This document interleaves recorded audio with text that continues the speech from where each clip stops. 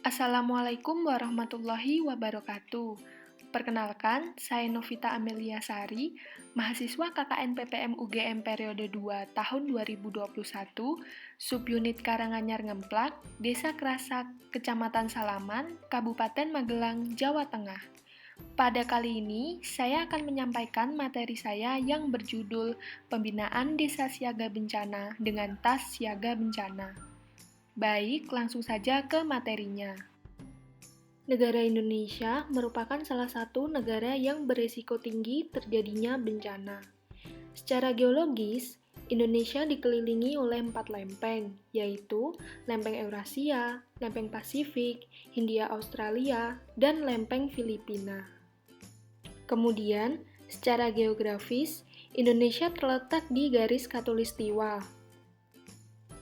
Hal ini merupakan penyebab banyak jenis bencana yang dapat terjadi di Indonesia, misalnya puting beliung, banjir, gempa, tanah longsor, kekeringan, dan lain-lain.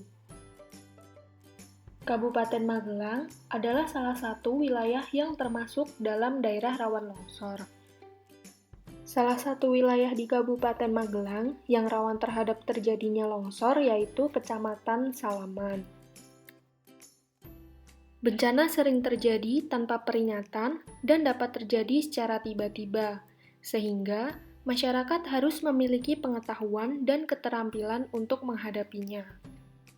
Salah satu kebutuhan yang diperlukan untuk menghadapi bencana adalah rencana kesiapsiagaan.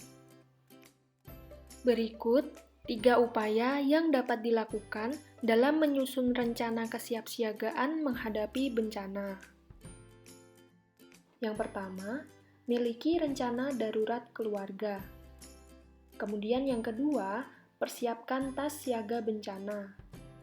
Kemudian yang terakhir, menyimak informasi dari berbagai media, seperti radio, televisi, dan handphone. Beralih ke tas siaga bencana. Tas siaga bencana merupakan tas yang dipersiapkan anggota keluarga untuk berjaga-jaga apabila terjadi suatu bencana maupun ketika akan dibutuhkan dalam keadaan darurat. Tujuan dari disiapkannya tas siaga bencana adalah sebagai persiapan untuk bertahan hidup saat bantuan belum datang dan memudahkan evakuasi menuju tempat yang aman.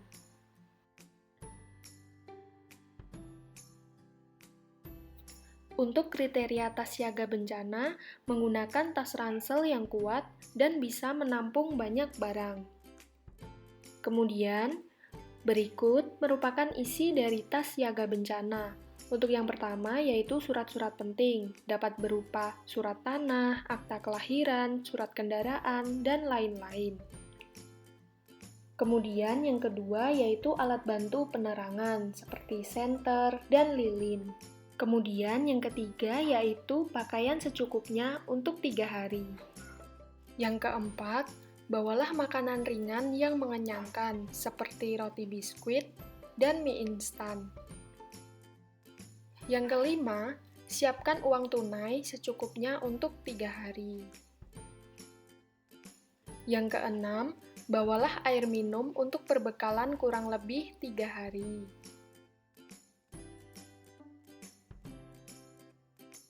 Yang ketujuh, yaitu kotak obat-obatan P3K. Bisa juga ditambahkan dengan obat-obatan pribadi. Kemudian yang kedelapan yaitu handphone dilengkapi dengan power bank atau pengisi daya.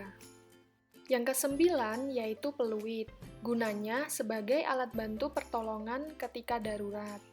Yang ke-10 yaitu membawa masker sebagai upaya perlindungan apabila terjadi kontaminasi udara.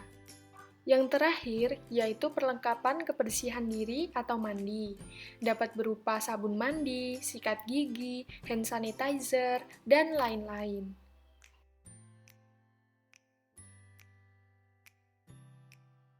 Isi dari tas siaga bencana yang telah disebutkan bukanlah ketentuan yang wajib, melainkan dapat dimodifikasi sesuai dengan kondisi keluarga masing-masing. Sebelum memasukkan barang-barang ke dalam tas, dianjurkan untuk membungkus barang tersebut dengan plastik supaya barang tersebut tidak rusak karena terkena air.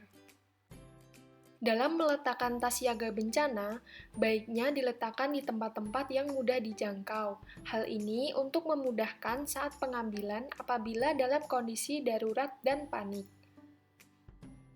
Menyiapkan tas siaga bencana merupakan bentuk kesiapsiagaan yang sederhana. Mari mulai berdiskusi dengan keluarga untuk menyiapkan tas siaga bencana. Baik, berikut merupakan referensi yang saya pergunakan dalam penyusunan materi saya. Sekian materi saya ucapkan terima kasih kepada yang telah menyimak materi saya. Saya akhiri, wassalamualaikum warahmatullahi wabarakatuh.